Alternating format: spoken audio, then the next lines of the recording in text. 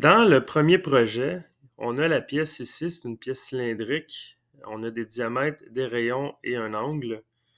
On va devoir dessiner la géométrie en 2 dimensions pour commencer. Il y a plusieurs façons de dessiner la géométrie, mais moi, je vais vous montrer une des façons. On va utiliser un rectangle pour commencer.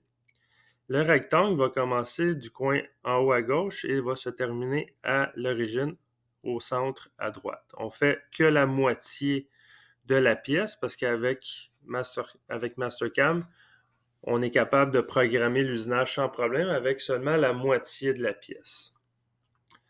Ce qu'on va faire, on va y aller avec le rectangle. J'ai une dimension de 5 pouces de longueur de mon rectangle et j'ai une hauteur. Évidemment, je dois prendre le diamètre, 3 pouces 250, divisé par 2. Ça va me donner ma hauteur. On va le voir dans Mastercam comment on peut le dessiner. Je suis dans Mastercam. La première étape va être de cliquer sur Wireframe et on a plusieurs options, dont Rectangle. On a un menu qui apparaît à gauche. On a la largeur, la longueur, largeur ou la hauteur ici. Fait qu'on va l'écrire, le width. On va écrire 5 pouces. Et la hauteur, j'avais 3 pouces 250 de diamètre. Je peux le diviser avec une barre comme ça, divisé par 2.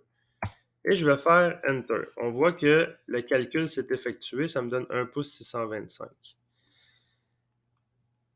Là, mon rectangle, on voit que le curseur est en bas à gauche. Sauf que si je regarde ma pièce, l'origine est comme en bas à droite. Ce qui fait que je vais juste changer mon curseur d'endroit. Parce que là, si je m'en viens le mettre à l'origine, on s'entend que ma pièce n'est pas au bon endroit. Et si je l'envoie comme ça ici,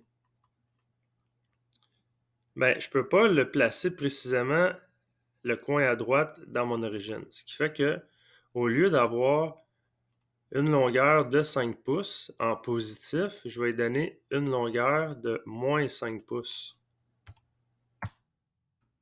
Et là, on voit le curseur est rendu en bas à droite, comme pour mon origine pièce. Et là, je vais être capable de l'envoyer au centre de mon origine dessin, qui est x0, y0.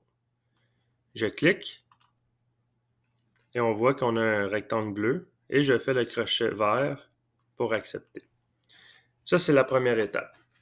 Ensuite, si vous voulez, ça c'est un truc, là, si vous voulez comme replacer votre dessin central à la fenêtre qu'on a, on clique à droite, on va faire Fit et il va se placer centré par rapport à ce qu'on voit. La deuxième étape, ça va être de créer nos différentes lignes sur les longueurs et même sur les diamètres. Ce qu'on va faire, je vais reprendre le plan.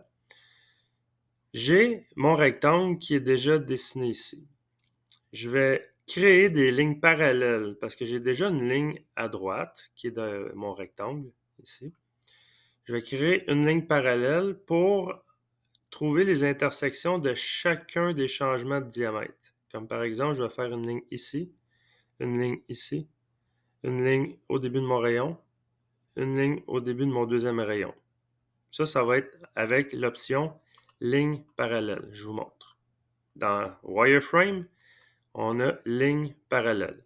Je clique dessus et tout ce que j'ai à faire, c'est quelle ligne que je veux reproduire parallèlement.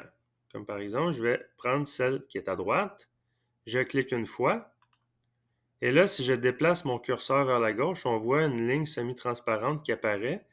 Ça, c'est pour dicter la direction que je veux aller par rapport à ma ligne de référence. Je veux aller à gauche. Je clique une deuxième fois. Et là, je vais rentrer la valeur de offset. Ça veut dire, ça va être quoi la différence entre cette ligne-là et la nouvelle ligne que je veux créer? Je vais aller sur mon plan. Je veux une ligne à 1 pouce 375 pour le début de mon chanfrein.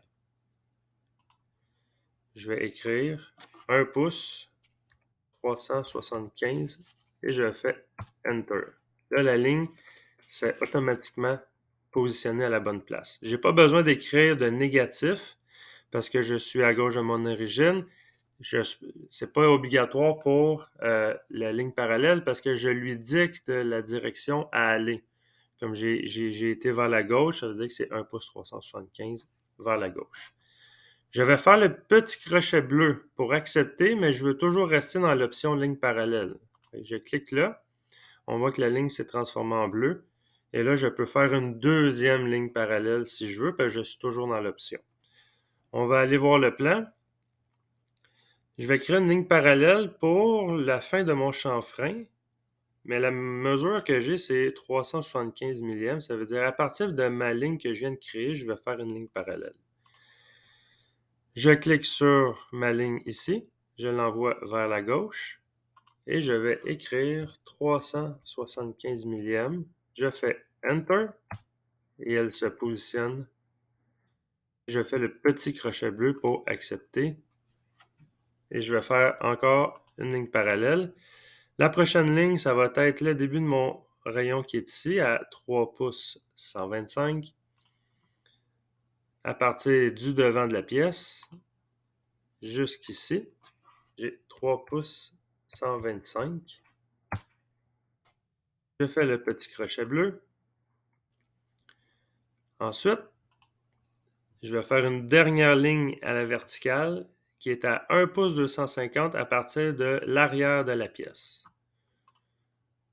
En cliquant sur la ligne de l'arrière de la pièce, je m'en viens de déplacer vers la droite. Je vais écrire 1 pouce 250. Et je fais le crochet bleu. Mes lignes par rapport à mon axe Z sont maintenant terminées. Là, il va me rester les lignes pour faire mes différents diamètres. Je vais commencer par le petit diamètre, 1 pouce 250. Évidemment, il va falloir diviser cette valeur-là en deux parce qu'on travaille seulement sur la moitié de la pièce. Je vais créer une ligne parallèle dans le même style que j'ai fait pour le Z. Je vais choisir la ligne du centre. Je vais monter vers le haut. Et je vais écrire 1 pouce 250 divisé par 2. Ça me donne 6,25. Je fais le crochet bleu et je continue. On a deuxième diamètre qui est à 1 pouce 750. Toujours par rapport au centre, je monte. 1 pouce 750 divisé par 2. Crochet bleu. Il va me rester un dernier diamètre à faire, c'est celui de 2 pouces 500 millièmes. 2 pouces 500 divisé par 2. Ça me donne ça. Et évidemment, l'autre diamètre, je l'ai déjà avec mon rectangle qui était à 3 pouces 250 divisé par 2. Quand ça c'est terminé, je fais le crochet vert pour sortir de l'option. Et maintenant, on est prêt à l'autre étape qui est d'ajouter le chanfrein et les rayons.